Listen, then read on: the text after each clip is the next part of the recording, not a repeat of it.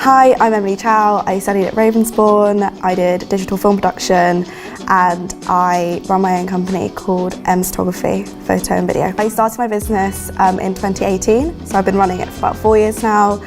And my area of expertise is in photography and video, and I specialise in weddings, proposals, and I do B2B work as well with brands and businesses. So being at Ravensbourne has really put me in a really good position to understand who and what I want to be working on and with. The tutors there made me really realise that what I wanted to be doing was working with brands and businesses and campaigns and commercials and advertising rather than going down the conventional film production route. I think it's a really good environment to hone what you genuinely want to be doing. In terms of projects that I've been recently working on, I've been working with Found that are in partnership with Lloyds Bank.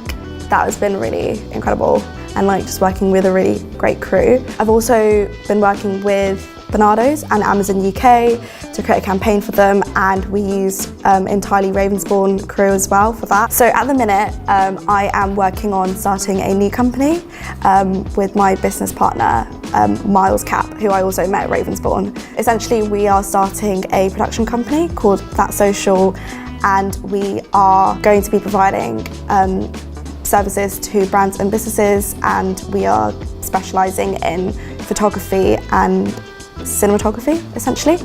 It's pretty much like an extension of what I'm currently doing in my own business, but sort of bigger and better. Yeah, so That Social just started a month or two ago, so we're still very much in our infancy, but Emily and I have both been working very hard in the background, getting clients and working on jobs, and we're definitely targeting social content brands that want short, snappy and fun content. We're also looking to work with sustainable brands, whether that's fashion or product-based brands. That's a target of ours, so that we can really break into a new era of our content creation.